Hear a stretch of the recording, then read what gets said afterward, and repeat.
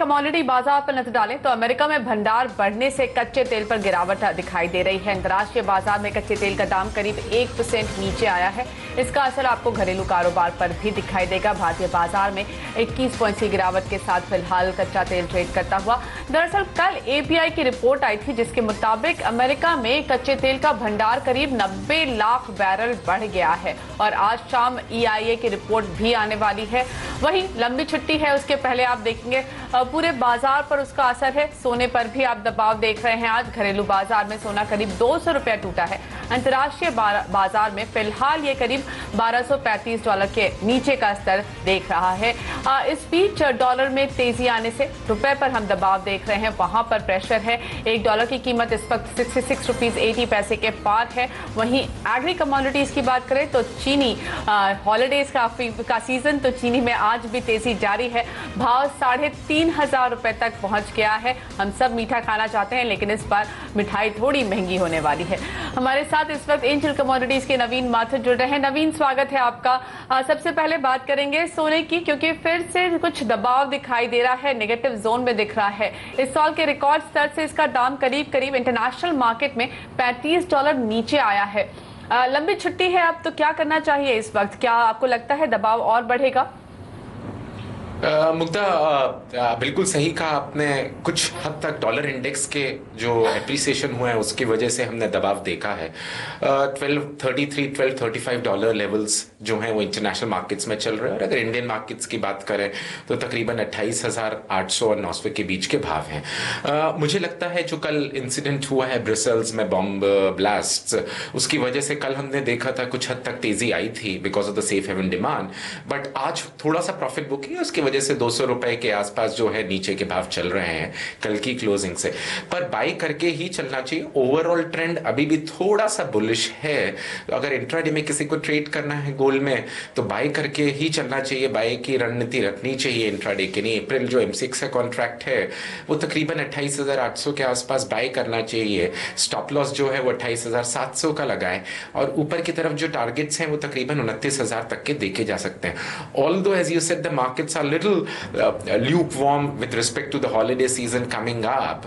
So I think लेकिन फिर भी टेक्निकली एक बाउंस बैक आ सकता है नीचे के लेवल पे, इसलिए the strategy is to go in for a buy position for the intraday, at least for somebody who wants to trade in gold. Okay, but longer term trend आपको क्या दिखाई दे रहा है? क्या लगता है एक छोटे दायरे में है, निचले लेवल्स पे बाय करें, ऊपर लेवल्स पर बेचते हैं? ऊपर का लेवल आई थिंक अराउंड 30,000 है, या फिर लगता है दमखम है उसके आगे भी जाने का? एब्सोल्युटली मुग्धा, आपने बिल्कुल ठीक कहा है कि जो एक रेंज बाउंड अब टेरिटरी या कंसोलिडेशन है उसमें गोल्ड है। मुझे लगता है तकरीबन 28,000 नीचे के स्तर और ऊपर 30,000 के लेवल पे इमीडिएट टू मीडियम टर्म जो है गोल्ड ट्रेड कर सकता है। जो तेजी आई थी उसके वजह हम सबको पता है, डॉलर में वीकनेस थी because of the FOMC discussions of not increasing the interest rate. Dollar में हमने वीकनेस देखी थी पिछले 1-2 महीने के अंदर जिसकी वजह से तेजी आई। कल जो इंसिडेंट हुआ जो इसकी वजह से हो सकता है कुछ हद तक सेफ हेवन डिमांड आए वापस, वो एक तेजी का रुख भी दे सकता है। पर ओवरऑल ट्रेंड जो है वो मुझे लगता है एक दायरे में ही रहेगा, तकरीबन 28,000 28,500 के नीचे के स्तर और 30,000 या 29,500 तकरीबन 1-1,500 जो है वही उसी के दायरे के बीच में जो है गोल्ड ट्रेड करेगा in a medium to immediate trend. Okay, Naveen, इस वक्त चांदी पर आपका क्या व्यू है? क्या ये भी सोने को फॉलो करने वाली है? मुझे लगता है बेस मेटल और सोने में कुछ हद तक साइडवेज मूवमेंट है विद बुलिशनेस, तो थोड़ी सी बुलिशनेस चांदी में भी रहेगी। बहुत डायनेमिक कमोडिटी है, काफी हद तक भाव ऊपर नीचे चलते हैं, पर थोड़ा सा ट्रेंड जो है वो मुझे लगता है कि साइडवेज टू बुलिशनेस रहेगा technically. Therefore the strategy for the intraday would be कि अगर 37,600 के आसपास लेवल मिले तो उस पर बाय करना चाहिए। अभी जो मार्केट है तकरीबन 37,800 के आसपास है। टारगेट जो है वो ऊपर की तरफ तकरीबन 38,300 तक के देखे जा सकते हैं और जो स्टॉप लॉस है इस ट्रेड में वो तकरीबन 37,300 का लगा है, purely for the intraday purposes if somebody wants to trade in silver. Okay, कच्चा तेल रिकॉर्ड स्तर पर भंडार है, लेकिन गिरावट भी है, लेकिन फिर भी $40 के आसपास के भाव हम देख रहे हैं। तो क्या अब ये नया नॉर्मल है $40, या आपको लगता है आगे का डायरेक्शन किस तरह होगा, और साथ ही आज क्या करना चाहिए? मुग्धा, बिल्कुल सही बात है। मुझे लगता है कि जो कंसोलिडेशन है, जो एक रन आया था, bull run from below $30 levels to approximately now $30 plus और $40 लेवल्स, ये मुझे लगता है स्टेबलाइज होगा यहाँ पे क्रूड ऑयल। जो डिस्काउंट था ओवर सप्लाई का पिछले 1-2 साल का, वो कुछ हद तक मुझे लगता है पीटर आउट हो रहा है। और अगर आपको याद होगा तो हमने न्यू ईयर ईव पे जब आपका ये प्रोग्राम हुआ था तो कहा था कि we are bullish about crude oil, and it has been on the bullishness for quite a long time. काफी हद तक तेजी आई है from $26-27 levels to around $40-41 levels, और ऊपर के भी स्तर हमने देखे around $42-43 levels। तो मुझे लगता है यहाँ पे डेफिनेटली कंसोलिडेट होगा। जो फैक्टर्स थे नीचे के स्तर पे सप्लाई कंस्ट्रेंट्स को लेके वो डिस्काउंट हो गए हैं, and with the production cuts happening that effect would come in the second half of the year. So overall trend slightly bullish. We can see prices of crude touching around $45-46 levels also, but intraday और medium term में मुझे लगता है कि $40 के आसपास ही market consolidate करेगा, चाहे वो ब्रेंट हो, चाहे वो WTI NYMEX हो। कल भी इन्वेंट्री पॉजिटिव आई थी, उसकी वजह से हमने देखा मार्केट तकरीबन 1% नीचे हैं, पर around $40 is what the markets are holding at। But India में अगर किसी को ट्रेड करना है MCX में, तो हमारा मानना ही है कि अप्रैल MCX वायदा बाजार तकरीबन 2720 के आसपास बाय करना चाहिए। 2670 का स्टॉप लॉस लगाएं, और टारगेट जो है तकरीबन 2800 से 2820 के देखे जा सकते हैं। 2750 के आसपास का जो है वो भाव चल रहा है अभी इंडियन मार्केट्स में। ओके, तो 2720 के आसपास खरीदारी करके चलने की सलाह है 2820 के टारगेट के लिए। लेकिन बेस मेटल्स वहां पर आज थोड़ा प्रेशर है, आगे का रुख क्या है? क्या गिरावट और आगे देखने वाले हैं हम? एक तो डॉलर की वजह से ही गिरावट आई है। डॉलर और जो कल इंसिडेंट हुआ, थोड़ा सा इकोनॉमिक सिचुएशन पे, सेंटिमेंट्स पे इफेक्ट आता है, तो उस वजह से हम थोड़ी गिरावट देख रहे हैं। पर again all the commodities, Mugdha, let it be gold, crude और even base metals, look to be in a consolidation phase within a narrow territory. एक बुलिशनेस जो थी वो हमने देख ली है, तेजी आती हुई। सब $5000 लेवल्स हमने देखे थे कॉपर में इंटरनेशनल मार्केट्स में। Now the markets are at around $5000+ levels. So overall trend जो है वो between sideways to slightly bullishness where the markets would be. पर recommended strategy for the intraday on copper would be that to buy the contract at around 36 to 337 for April, 334 stop loss लगाएं, और target जो है वो ऊपर के स्तर तकरीबन 340, मतलब कि 343 और 344 के 44 के देखे जा सकते हैं। नवीन, इस वक्त डॉलर पर व्यू क्या है आपका? क्या और मजबूती है? ऐसा लग रहा है कि ग्लोबली जो अनसर्टेनिटी हो रही है उसका कुछ फायदा डॉलर को मिल रहा है। Am I right in saying that? और क्या रुपए पर और प्रेशर आ सकता है? You are absolutely right. The bomb attacks yesterday always create the heaven demand for dollar being a safe currency. So उसकी वजह से कुछ appreciative tone हमने देखी है। पर अगर आप देखें मुग्धा, पिछले 2-1 महीने के अंदर डॉलर में वीकनेस थी, and that weakness was largely because the market expectations जो थे वो ये हैं कि जो फेड है वो इंटरेस्ट रेट जिस एग्रेशन से बढ़ाना था उस एग्रेशन से नहीं बढ़ाएंगे, और वो इस FOMC मीटिंग में हुआ भी। पहले जो दिसंबर में जब उन्होंने अपना बताया था प्रोजेक्शंस, तो ये था कि 3 से 4 एग्रेसिव 25 बेसिस पॉइंट्स हाइक हो सकते हैं इस साल।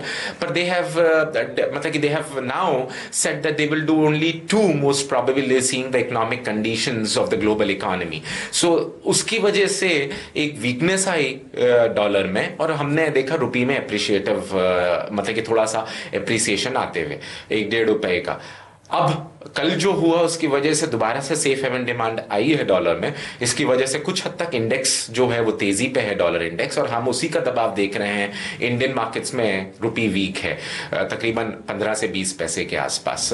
ओवरऑल मुझे लगता है कि रुपी is still a better placed currency among the emerging markets across the emerging markets back. So इसलिए 67-67.50 is the maximum level where the safe haven demand of dollar may give kind of a weakness to rupee relatively, but 67 also is little more than what one should expect. Around 66.50 is what 66.50 or 67 would be something where the rupee should consolidate, seeing the strong economic conditions and overall the budget impact over a long period of time. So I think overall India would place a better stuff among the emerging markets and the developed global economies. So उसकी वजह से रुपी पे मुझे लगता है कि इतना दबाव नहीं आएगा, but 66.50 around 67 or long term में around 66 to 67 would be something where the markets must consolidate against dollar. Okay. I have two questions. नवीन, पहला तो क्वेश्चन ये है कि क्योंकि ये लंबी छुट्टी है तो उसके पहले क्या आप ये सजेस्ट करेंगे कोई ऐसी कमोडिटी जो कि होल्ड करना चाहिए to wait for the market to open again, या फिर इस वक्त बेटर स्ट्रैटेजी ये हो, काफी कुछ हो सकता है, 4 दिन की लंबी छुट्टी है, कि आप आज ही अपने सारे सौदे काट के जाएं? If you ask me, Mugdha, मैं second options की तरफ ज़्यादा जाऊँगा. It is always a better to play safe and play with confidence. And मतलब कि अगर आपको trading करना है तो you should be sure of what you are doing. Now, next 4 days in India are a holiday season. India में कल भी छुट्टी है, domestic markets बंद हैं. Although international commodities कल शाम को भी session है, पर मुझे लगता है कि Monday तक wait करना चाहिए अपनी positions जो भी हैं. अगर आपके कन्विक्शन ज़्यादा नहीं हैं तो क्लोज करके ही जाना चाहिए, और मंडे को दोबारा से you should start afresh. Although Friday, Saturday and Sunday are international holidays too because of the Good Friday on Friday. So overall, therefore, being a wrong holiday and being volatile markets with respect to currencies and commodities overall, I think it would be a better strategy कि अगर आप ज़्यादा sure नहीं हैं तो it's a wait and watch approach, close down positions and take a new fresh positions on Monday. नवीन, एक सवाल और, क्योंकि सेफ हेवन डिमांड की हम बात कर रहे हैं और इसी का सपोर्ट डॉलर और सोने दोनों को मिल रहा है, क्विकली आपसे जानना चाहूंगी, अगर सेफ हेवन इन्वेस्टमेंट करनी है किसी को, व्हाट वुड यू प्रेफर, सोना या फिर dollar? Difficult question, but I would still look forward for gold as an asset, because the currency is definitely dollar is a safe haven currency as an asset, as a reserve currency. But as an asset, still gold, I think in a kind of volatility scenario and uncertain scenario, one should, अगर किसी को invest करना है for a long term, should definitely go in for gold as an asset class. And उसका हमने effect देखा भी है मुक्ता. If you remember 2008 से 2010 तक का market, all the markets are in a doldrums, like across countries, across world. So उसका safe haven demand आया भी है. कुछ हद तक पिछले 1-1.5 साल में गोल्ड ने वैसा परफॉर्म नहीं करा क्योंकि डॉलर स्ट्रेंथ ले रहा था, पर लेकिन overall it is still the best of the asset to beat uncertainty in the markets. Alright Naveen, thanks a lot हमारे लिए समय निकालने के लिए. हम लेते हैं यहाँ पर आपसे इजाजत, लेकिन फिलहाल लेंगे एक शो में एक छोटा सा ब्रेक. आगे बताएंगे एक्साइज में रजिस्ट्रेशन कराने पहुंचे ज्वेलर्स, लेकिन जाते जाते देखे कमोडिटी मार्केट में आज की हॉट पिक्स.